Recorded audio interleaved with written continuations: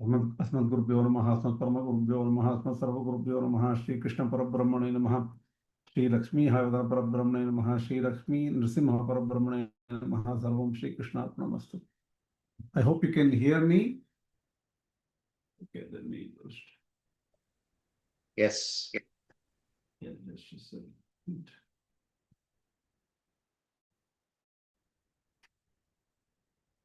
Okay, all right. Let me share my screen.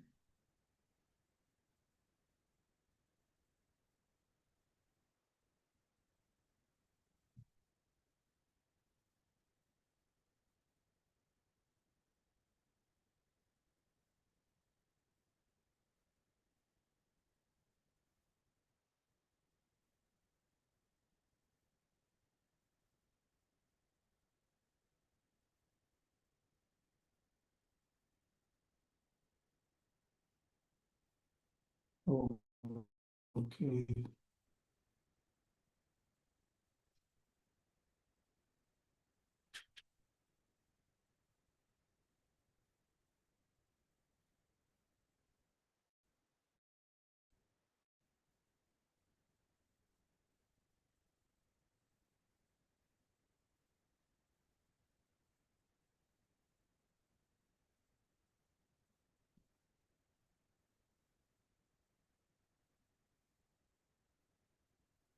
I guess you can see my screen, right? Kena Upaniṣad, lecture 52. Yes, we are seeing. Very good. Here you go. So the thing is, this is something we covered in the last class. I'm just going to repeat it so that we get the context of where we are heading, right? Let's see, last time I had a, what do you call, some follow-up discussion with Wayne G. He is not here today. I think he's attending some other event or something. So we were discussing about what is the root cause for any system of any religion to become fanatic and fanatic. Initially, I thought that, or even my grandfather had that idea, I think, called if God is only the nimitta karana or the efficient, like the potter, God is like the potter of the universe, right? That may give rise to some fanaticism if you have that concept. That's interesting because I don't know if it's true. And I was discussing with Wayne G of Texas, and we were discussing if there is fanaticism inbuilt in, say, Christianity, Islam, or Advaita, or something like that. We were not able to figure out why fanaticism comes to a system of thought. Okay, we were not able to figure out.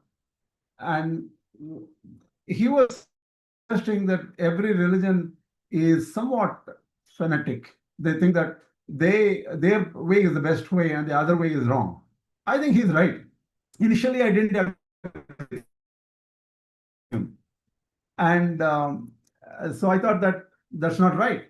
And I was arguing that there is no fanatism in the Hindu view or something like that. It's not true.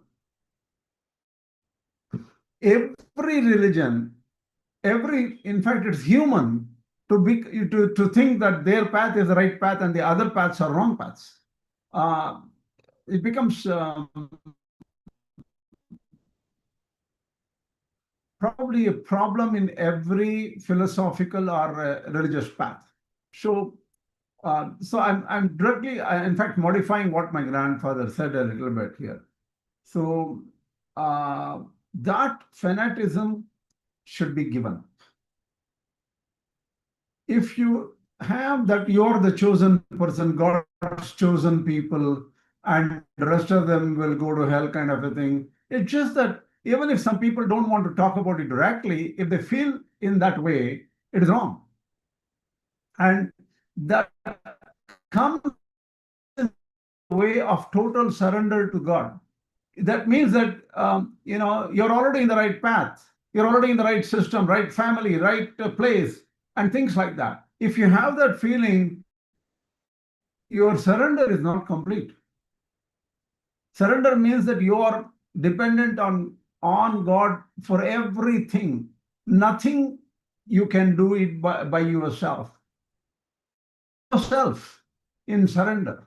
So that is where we got to be very careful in understanding fanaticism, and also understanding that self-conceit and I am the chosen person, I'm the chosen religion kind of a thing. You have to give up completely. I think I made this point very clear.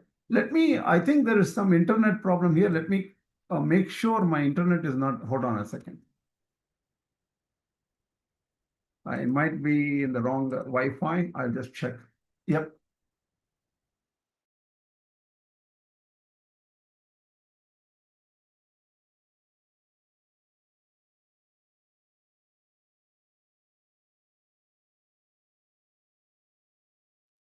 The link is not yet there on the channel. Just a second. Am I there now? Yes. You're able to see my screen, right? Yes. Okay. All right. So the thing is, Advaita philosophy, even though it takes God as the material cause of the universe, it's more like the God is, or Brahman is the basis, like the earth on which the mirage is forming, right? On the surface of the road on which you see water like mirage. So that is, the surface of the earth is similar to Brahman, right? That's what Śaṅkarācārya says. So in that sense, he says that that is the Upāsanā karana.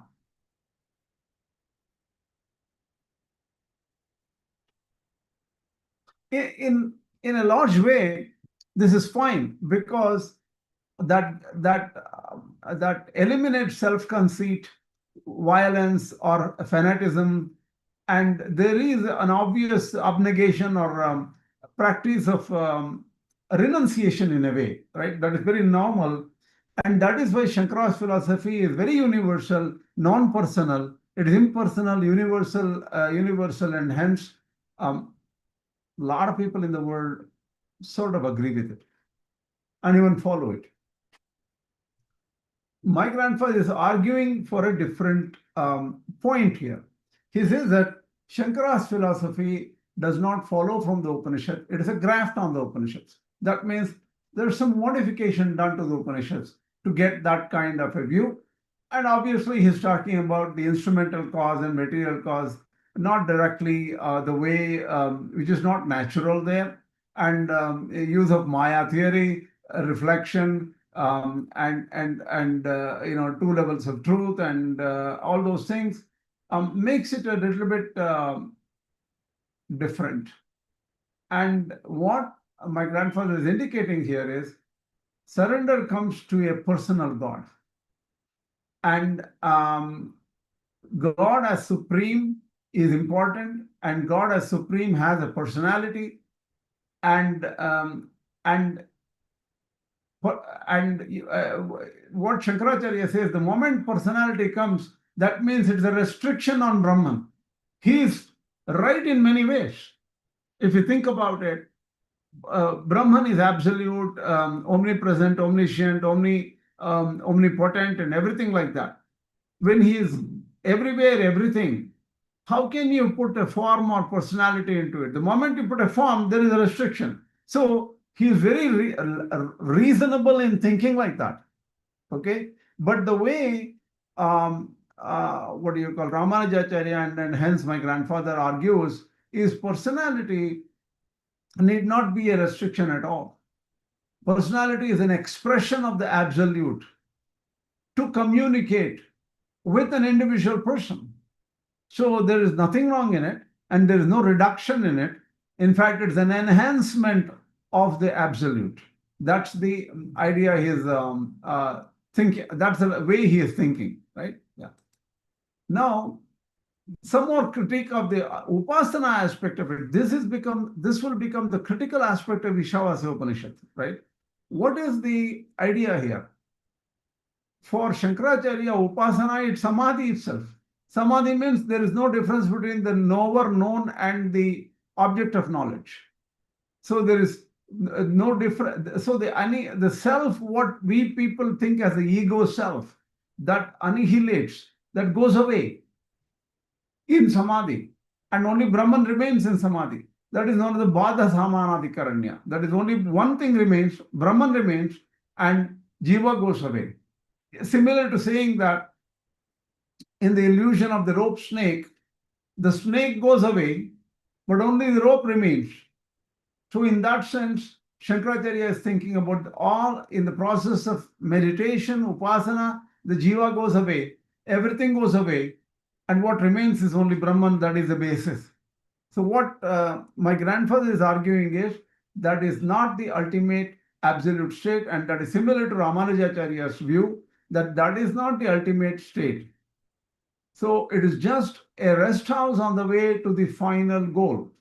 Rest house means you appear like, oh, the self is going away. You appear that you think that everything is going away, but it is not, self doesn't go away at all. That's the idea of which Rāmānujācārya argues about. Let's see how they do it, right? We already understood the first few verses of the Īśāvāsya Upaniṣad, particularly Esmin Sarvam Atmaiva Bhūt Vijānataha, right? Tatra ko moha kasyokaha ekatvam anupashyataha. That verse, I think it is 7 or 8. And then the one previous one, in both these verses, it was very clear that there is a seer who is not dissolved. So the seer and God, the Jiva and God, both are there together.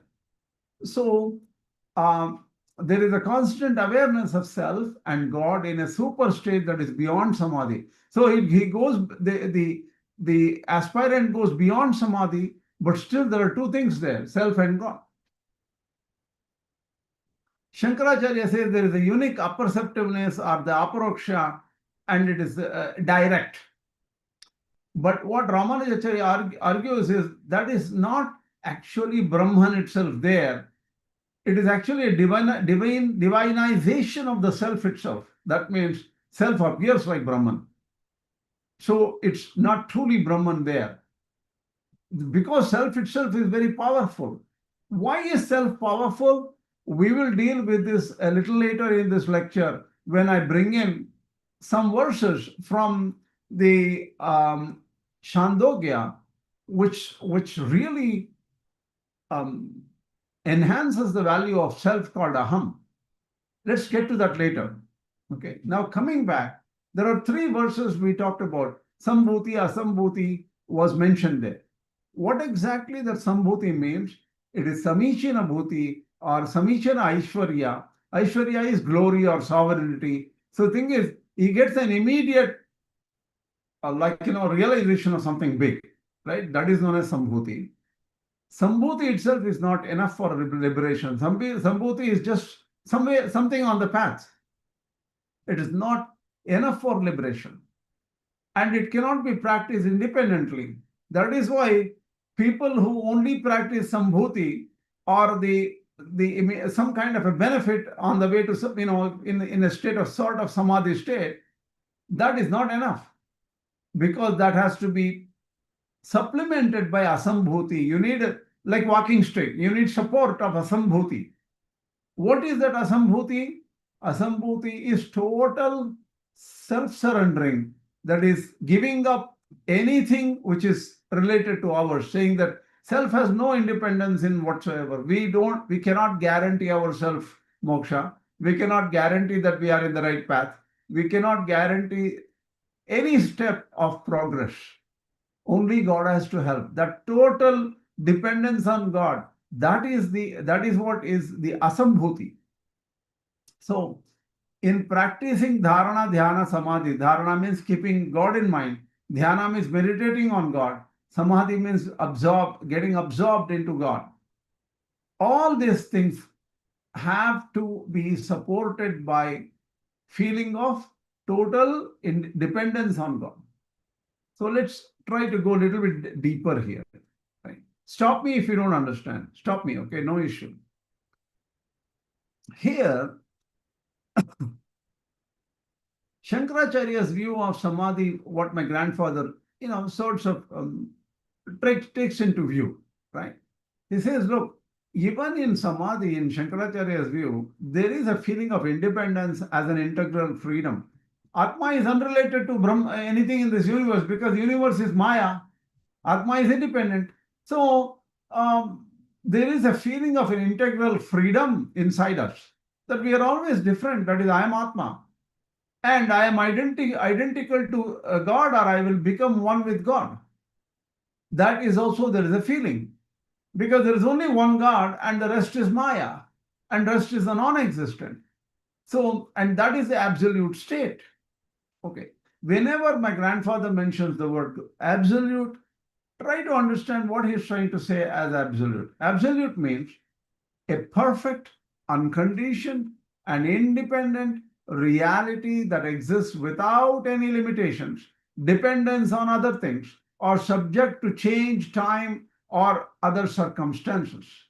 So absolute is untouched reality, independent, and there is nothing can limit it, nothing can bother it. That is absoluteness. So thing is, so we in Śaṅkarācārya's view, we have a goal of achieving absoluteness. Even all these three things should not be there, is my grandfather's idea. And further, God is initially meditated upon. Whether you take it as Saguna, yes, Lord appear, make him Saguna, fine. Lord appears as Saguna. Lord appears as friendly father, Suhrit, Pita, fine. But ultimately, Jiva dissolves into the absolute. So Jiva doesn't exist. So how does Śaṅkarācārya support this view? Śaṅkarācārya says that is Anubhava. I have direct experience of it. I don't need any support. And also he says Brahma Sutra, and he says Veda support. But Rāmānujācārya argues this is not supported by the Brahma Sutras or the Vedas. That's the argument. Okay, by the way, at the end of the lecture, we may come to an idea that Śaṅkarācārya and Rāmānujācārya are not differing much at all. Okay, that's possible. But we will understand honestly how do these Acharya differ. That's a main point, right? And my grandfather argues for Rāmānujācārya's view and saying that it has to be a personal God and all-powerful God with all the wonderful attributes, Kalyana Gunas, auspicious attributes. That's what he argues for. And Śaṅkarācārya argues for absolute, unconnected, impersonal Brahman. That is the highest state. And everything else dissolves. So that is the highest state. Right. So now, Rāmānujācārya counter-argues this assumption of absoluteness in the state of Samadhi, what you are talking about, is only just a presentation of the self itself, Jīvātma, in a godly form, in a divine form. So it is not a permanent state. Jīvātma appears to be so powerful and so independent and so, because Jīvātma is different from matter, very powerful. Now we are under the clutches of Māyā, clutches of the material connection. So we are attached to the body. But once we get freedom, we are not attached to the body. And then Jīvātma becomes all power in a way very powerful, right? So he says that don't mistake that as God. That's what Rāmānujācārya is arguing.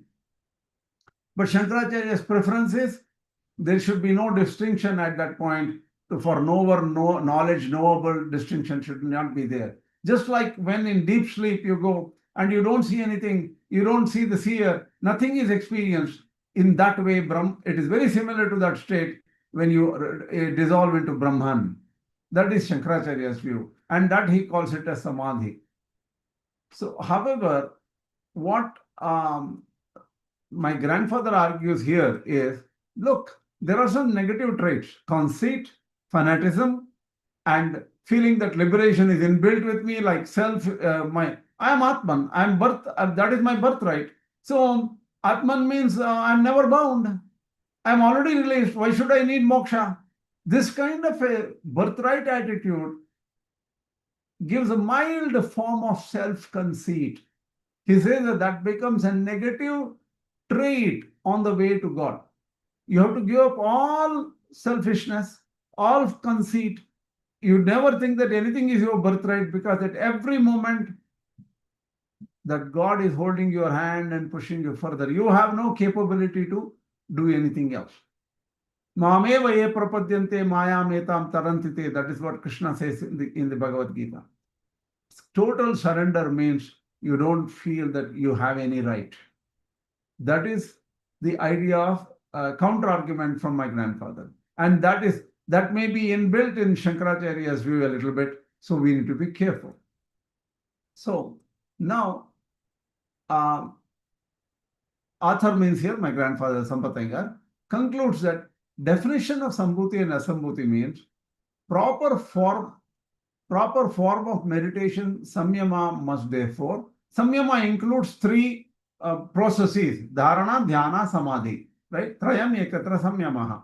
So the thing is, they must therefore include the surrender of even this final feeling that mukti is one's own. We should not feel that mukti is one's own. If mukti was yours, why are you bound to start with? So this element, this aspect of ownership on mukti is absent in Śaṅkarācārya's philosophy, according to my grandfather. And he argues that mukti cannot be taken as integral or for granted. But Śaṅkarācārya conceives it like that. That's what he's saying. Mukti is a positive blissfulness that can be only experienced above the Śaṅkarācārya's explained apperceptive level of aparoksha. Whatever Śaṅkarācārya says as aparoksha or direct realization, mukti will be a positive bliss above it. That is his view. This higher experience is possible only if the feeling of the integralness or my birthright kind of an attitude of mukti is also surrendered to God. I don't have birthright. He made me happen in a way. He put me here. He will take me out of here. As simple as that. Now, coming back, the preliminary experience in which retains the sense of being an experiencer of the self is called Upāsanā. See, Upāsanā, we were trying to define what Upāsanā, even at a finer level. This cannot be defined properly unless you go to the Chandogya Upanishad and analyze Chandogya Upanishad carefully. As you know, Chandogya Upanishad is very large. It is not like 18 mantras of the Īśāvāsya Upaniṣad, but Īśāvāsya Upaniṣad is an overview Upanishad of the entire Upanishads. So it gives a summary of all the Upanishads. So it gives ideas very powerful ideas from different Upanishads. But you understand the concept of Upāsanā only when you get to Chandogya properly. Here we're going to take some aspects of it and explain it. So Saṃbhūti is Upāsanā. That's what he says. So Upāsanā is the initial feeling of that is the experience that I am experiencing self within, right? And Asaṃbhūti is very clear. That is absolute surrender of the three retarding feelings. What causes problems? So there are some obstacles for final achievement of moksha. What is that feeling? Independence. That I am Atman, I am already released kind of an attitude, ambition for identity with God, and the desire for absoluteness. All this, no desire should be there. No assumption should be there. That is Asaṃbhūti. Asaṃbhūti is giving up of all these three things. That is surrendering them to God. Okay, now we have slightly better idea of what Saṃbhūti and Asaṃbhūti is. We'll go further and polish it further. So detailed summary. The author states that the three verses 12, 13, 14, that is Saṃbhūti verses, have explained the cultural modus or method to be adopted within Vidyā, knowledge part of the verse 11. That means Vidyā or Jnana has some additional accessories. You need a culture, and that is explained in the 12, 13, 14 verses. So the summary of 9 to 14 include the triad of the Vidyā, the triad of Saṃbhūti Asaṃbhūti. The triad of the Vidyā was, you cannot, Vidyā alone doesn't make it, Avidya alone doesn't make it. You have to combine Vidyā and Avidya properly. and both are consummative and contributive to each other. Similarly, you cannot make it by Saṃbhūti alone, you cannot make it by Asaṃbhūti alone. You have to combine Asaṃbhūti and Saṃbhūti, and they are contributive to each other. Then only you will get the right moksha. So this is what is the summary of 9 to 14. That's what it is. So, but here are some more details. Mukti is eternal blissfulness. This is realizable through Vidyā or knowledge, which is assisted by the work karma. There avidya means karma. So that is the 9, 10, 11 verses. So the Vidyā is a synthetic meditation made perceptual through intense practice. So once you get focused and because you are doing religious karma and all the Veda Vihita karmas, your focus gets better and better and better. There will be no obstacles. Then you will understand truly what that God is. You are focusing on God. So the Dhyaya Vastu or object of meditation here is God, Ishvara, Paramatma. So the thing is, your goal is whether you are actually meditating or not meditating, you are directly realizing Brahman. So even in your external life, even when you are not meditating, you should be completely Brahman realized. That is what is the real goal. Now, so Upāsanā is a preparatory culture for this. And what is that? It is the true consummation of Samādhi. In this state, the apperceiving self, that is self-knowing self, is eternally aware, and it retains its consciousness of God. So the self perceives God, but still retains its consciousness. And it is not the concept of seer, seeing, and seen. That merging and all is not there, right? So in this state, Upāsanā must be supplemented by the absolute surrender of personality at 3 levels. That is independence, absence for identity, and desire for absoluteness. So the personality, so whom do you surrender to? To God itself. So the personality of God is not a conditioned state, but a fulfillment of His impersonality. So this impersonality and personality are 2 sides of the same coin, Brahman. So there is nothing, one doesn't reduce the other. Here, Rāmānujācārya quotes his Sri Bhashya.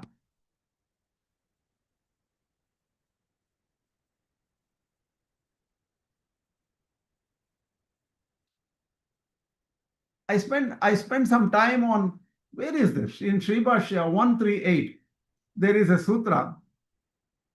And I found that sutra in the Sri Bhashya. I found it in the Kannada version. ASR is Academy of Sanskrit Research. There in page 194, I found this. Pratyagatma sharirakatvena paramatma anusandhanartaha ayam ahangrahopadeshaha. So thing is, in here, in the Chandogya Upanishad, Ahameva, there are verses which indicate Aham. Aham means I. So thing is, this I is the body of the Lord Paramatma who is sitting inside. So Paramatma is the Antaryāmin or the inner controller. And I, or whom I call I is actually the body of Paramatma, completely dependent on Paramatma, exists only to serve Paramatma and powered by Paramatma. So when you, but the thing is, in the Upanishad, it says, Ahameva, you are everything. Ahamevedagam sarvam. I am everything. So that realization of I am is everything. So that gives an idea that it is like almost Śaṅkarācārya's philosophy there. So this is where Rāmānujācārya intervenes and says that even though you are talking about yourself as Aham, actually that Aham refers to the inner controller Paramatma who is powering you. Don't ever forget that. The Aham, as you see I as in this bound state, in the normal state, you see I as just an ego. Even if it is Jīvātma, it is fine. But the thing is, that Jīvātma is powered by within. The Jīvātma is not independent. That's important message Rāmānujācārya brings in.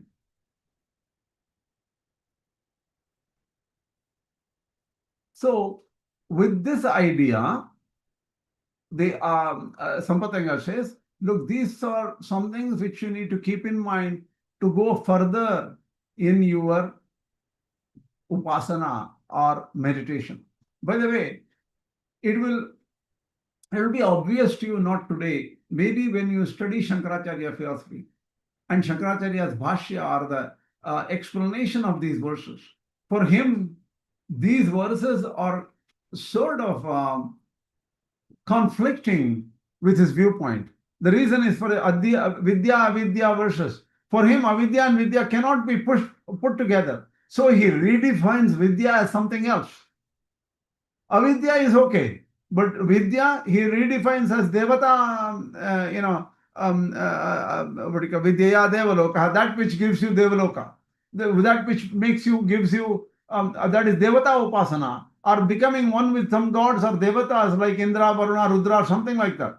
So he takes it as a very different way, and those two can be combined. That is Vidyā, that is Devata Upāsanā, and Karma Kanda, Agnikayas and all can be combined. See, he takes it in a very different way. That actually takes the focus away from Īśāvāsya Upanishad's main idea, Paramatma Ishvara. Here in the Ramanuja Bhashya or even in the Madhva Bhashya, there is total singularity of the purpose. That means it is only Ishvara is the main idea of the Īśāvāsya. The 18 mantras refer to only Ishvara. And there is no complexity of giving up the main idea of Vidyā and Avidya and taking some other views there. So Śaṅkarācārya takes a different view. He's forced to, because for him karma and jnana don't work together. Jnana destroys karma. So if there is a pure jnana, there can be no karma. So they don't work together. So for Śaṅkarācārya, he has to bring in a different kind of interpretation, and it easily falls in line with the Viśiṣṭādvaita interpretation very much, which we are now discussing.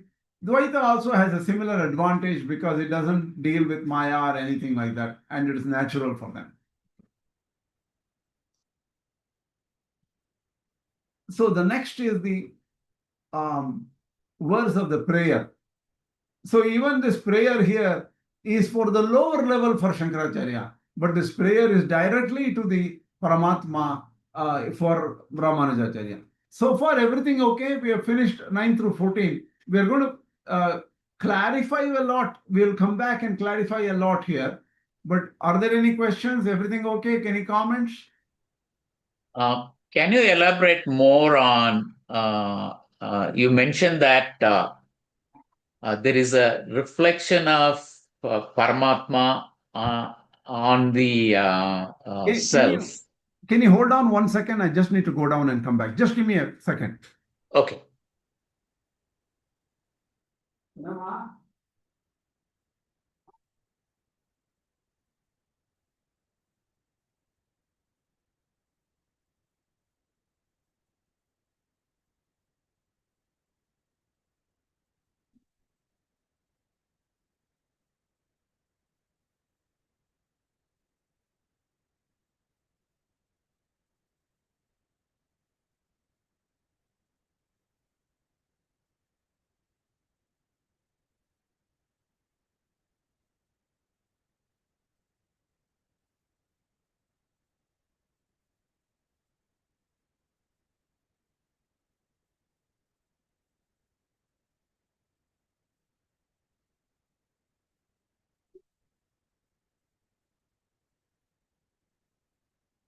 Okay, go ahead with your question. I didn't understand. Tell me.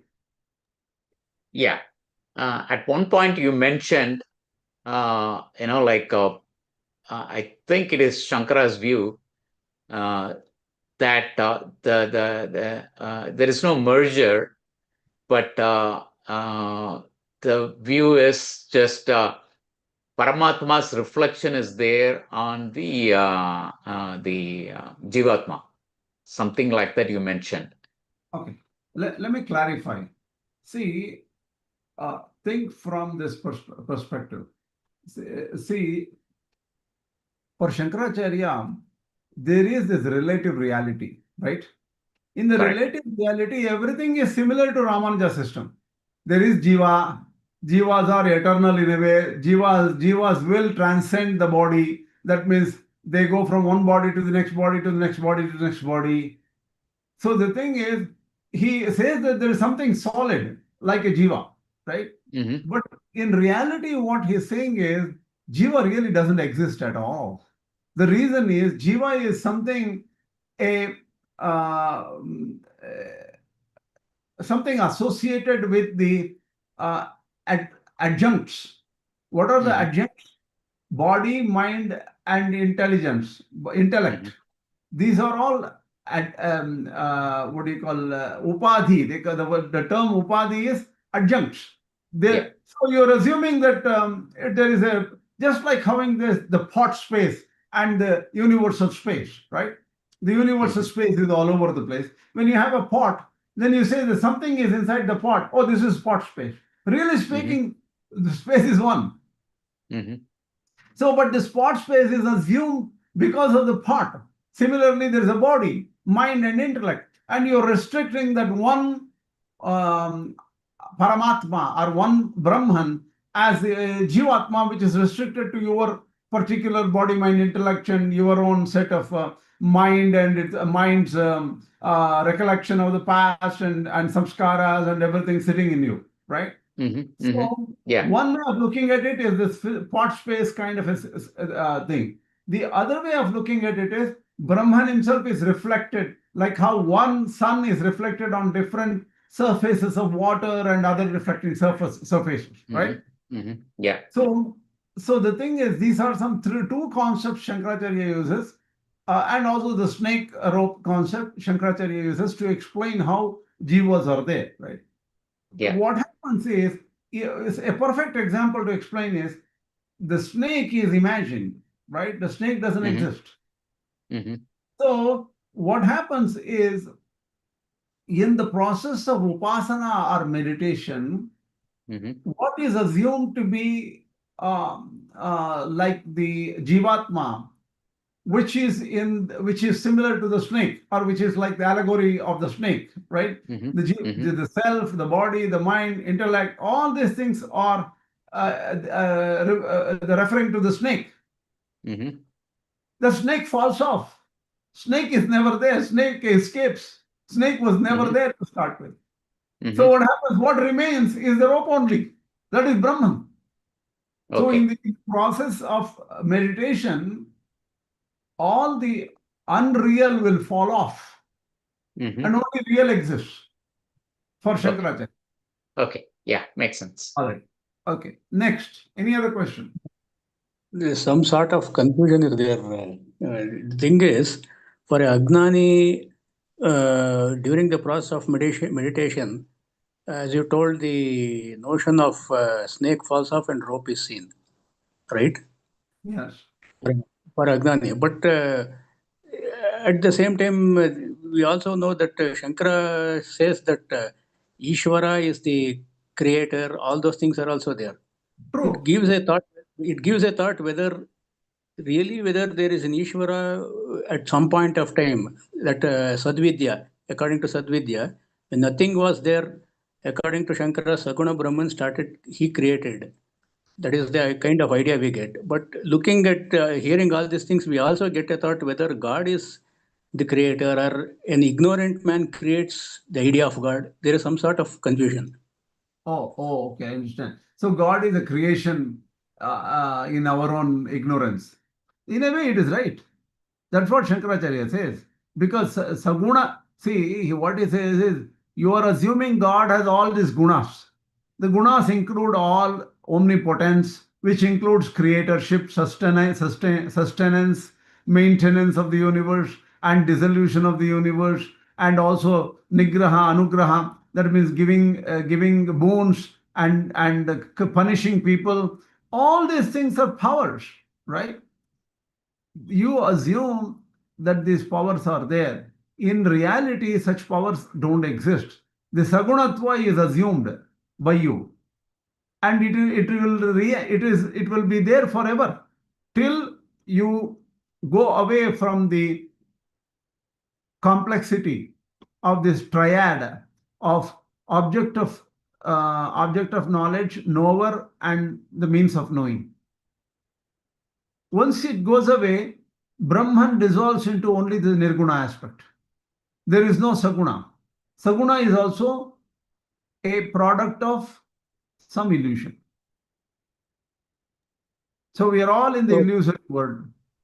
So is it only some sort of, they do say that the snake disappears and the rope remains, but really is there somebody to see that at that state, or it just is Brahman, that's all at that time? There is nothing to see. After that point, Brahman doesn't see himself also, right? Bhuma, what do you call it? Swatman apina janati. In Bhuma Vidyā, that's what Śaṅkarācārya says. He doesn't see himself too.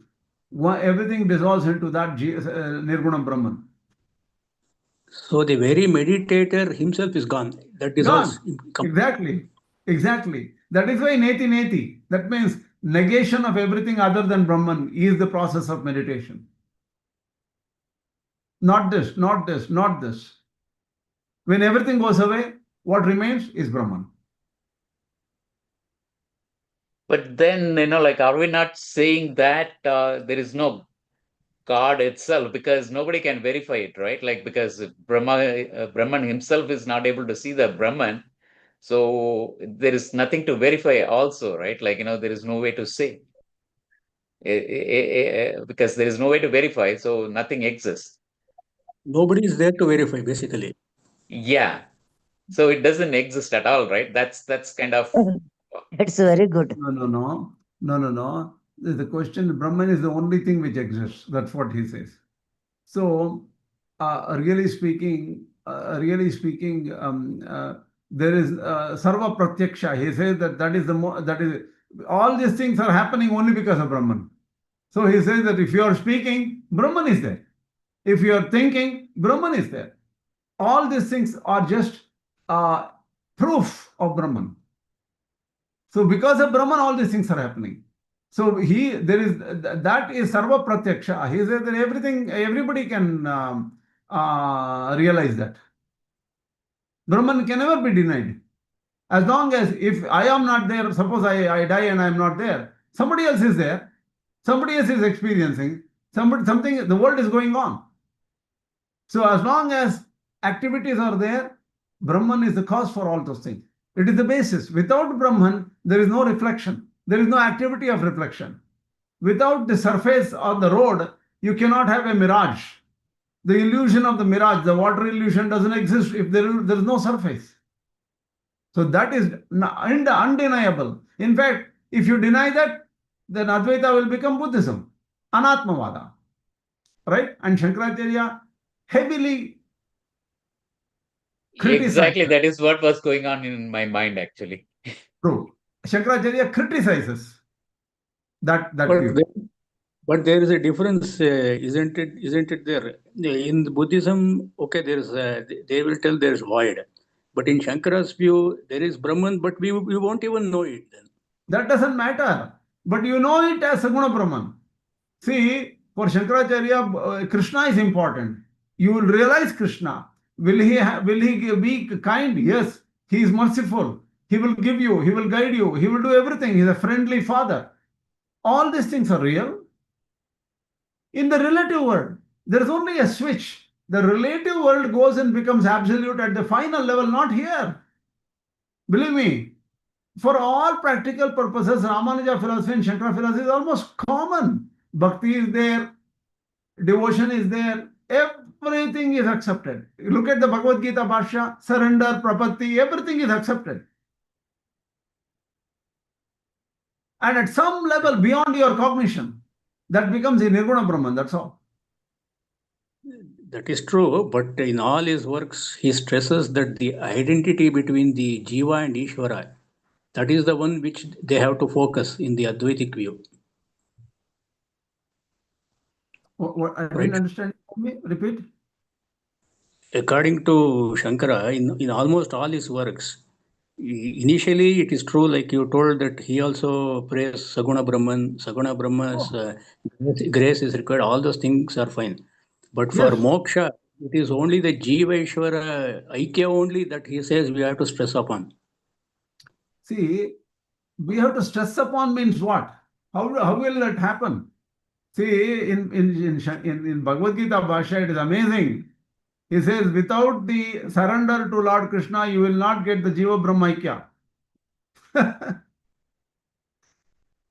He says, Tameva Sharanam Gaccha Sarva Bhavena Bharata. You look at it. He will say, you will never get moksha without the blessings of the Lord and without your surrendering to that Lord. It's very clear.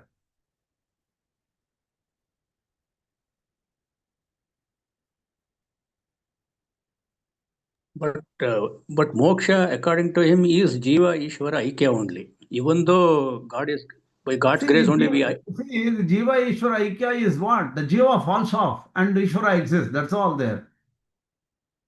And the Ishvaratva is not necessary at that time. And the Ishvara is same as Brahman. Ishvara is an appearance of Brahman. That's all, right? I mean, isn't it true that both the Jiva and Ishvara disappear at that point and only Brahman is there, right? True. True.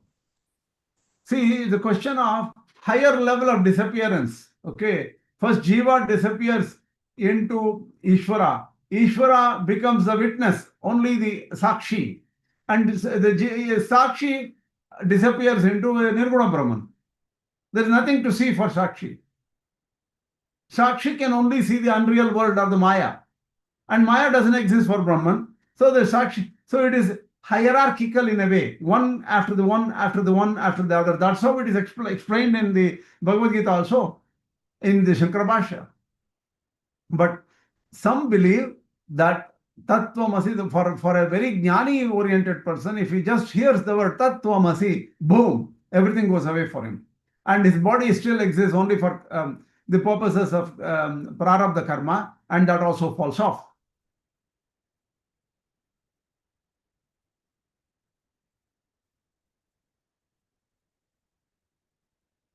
See, these are all only conceptual explanations. When it comes to personal reality, personal effort, personal process of meditation and all the things, all this becomes common to both systems.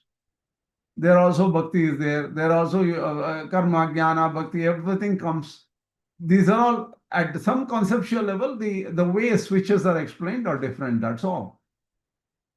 They're not too different from each other. I think they're more conceptual explanations which are different. But how one personal experience of being an Advaita, being a Viśiṣṭādvaita, I think not much difference in a way, if you ask me. But the stress in the Viśiṣṭādvaita is total self-surrender, giving up everything you own and you think you own. Okay. Any other questions? I have a question. Like, am I audible? Yes, go ahead, please. Yeah, there is a mention that Samādhi is an intermediary stage. So if that is the case, does every mukshu should go through this and then only go to the ultimate mukti, or?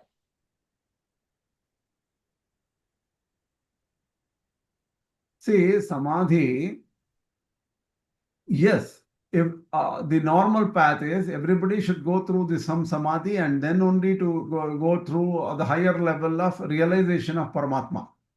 And that's how it is. In the Ramanuja system, the higher level of realization goes on and on and on and on, and that leads to Vaikuntha Loka. Right? So everybody has to go through some Samadhi process. And Samadhi is realization of the self in a way. Because I have heard like Kaivalya is something that is considered as a taboo. When I heard other. Don't worry about it. That is a Tengalai view. That it's more like a taboo means they say there is a permanent state called Kaivalya. Okay? There is a permanent state called Kaivalya, which becomes an eternal isolation from God. That means eternally this person becomes separate from God And that because it is an eternal state, according to Tengalai Okay. view, what happens is he will be ever separated from God and he will never reach God. Okay. That becomes a permanent, in a way, it is not hell where bad things are experienced, but it is separation from God forever. And you can never again unite with God. There's a horrible isolation, according to, but what this permanency of, see, the question is that state permanent or temporary is the only two aspects. Vadakalai and Tengalai people differ. Vadakalai people say that Kaivalya is only a temporary state. Even from Kaivalya, one can go further and reach Vaikuntha and reach God. The Tengalais think that no, Kaivalya is permanent and that is why it is becoming a taboo, right? And it is a permanent separation from God. What we were discussing this in another lecture. I attend here and there. I attend Bhagavad Vishayam lecture. We learn with T.A. Vardhan Swami, who is teaching Bhagavad Vishayam from Hyderabad. And Mani Varadarajan and Vidyā Bhashyam, the two other people are listening. I just go to that class sometime, and there was a serious discussion about this in that class. What the other people, some people argued is, if God is all kind and merciful, why would he allow a state called eternal Kaivalya? And eternal Kaivalya is almost like eternal hell or eternal Naraka also, right? So if there is a state called eternal Naraka or eternal Kaivalya, which is absolute eternal separation from God, then God becomes not so merciful. A merciful God will always give a chance to his children to come and meet him and to be with him. He will never allow a permanent separation from his own children, which came out of him. So if the Tengalai people are very, very strong on the karuna or the unbound nirhetuka kripa, they call. Nirhetuka kripa means without any reason, his mercy is always there. Mercy is guaranteed.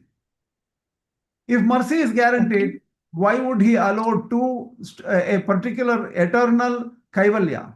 So that goes as a conflict with their own views. But unfortunately, some of them have that view. And what we decided in the class, in our discussions between Vardhan Swami and Mani and Vijay Bhashyam, we were discussing that is not a correct understanding. So there is a little bit of some want in their view. The Tengalais view seem to be contradicting their own views. Okay. All right. Yeah. Anything else? Thanks. Moreover, in the Bhagavad Gita, Krishna says that state is a Brahmabhuta state, right? Beyond which he will develop devotion and reach God. Yes, Brahmabhuta Prasannatma Nashvachati Kamshati Madbhaktim Labhate Param. He will become a Bhakta later on. It's true. In the 18th chapter, it is said. Yes. So there is no support in the Gita for that state, Kaivalya state. See, that is where there is no support as a permanent state. Kaivalya as a permanent state, that doesn't seem to be valid. Okay. See, this is like, there is a problem because even in Madhvacharya's view, right? In Madhvacharya's view also, what does he say? Is there a proof for eternal hell? He says, Ajasram Asubhan eva asuri kshipam yajasram Asubhan asurishveva yonishu. Ajasram word is there in Bhagavad Gita. Eternally, I'm going to throw these evil people into wrong wombs, and they will continue to be in the wrong wombs. So that seems like an eternal hell. But so just textual analysis is not going to give you anything. KSV Swami used to say, Vachanam Pati Satyata decide panakudade. There will be one statement here, there, one statement there. The Satya is something a summary and a complete realization beyond words. So to determine words, you will never be able to do it just by textbooks and textual words. So Satya should come in the process of realization only. But you have to believe in what Acharyas say about their realizations. That's where we are right now.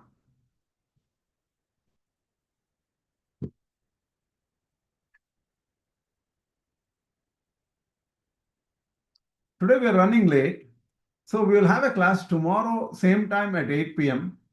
We will shut off the class 2 minutes before 9 p.m. So before 9 p.m., we will stop the class.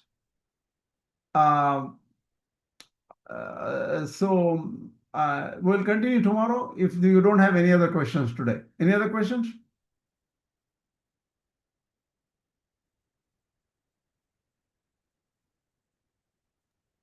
Nicely explained everything. Namaskaram. Namaskar. Very good. Asmat Gurubhyo Namaha.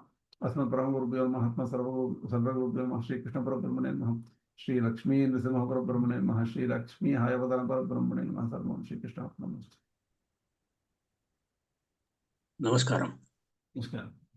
Namaskar. Thanks.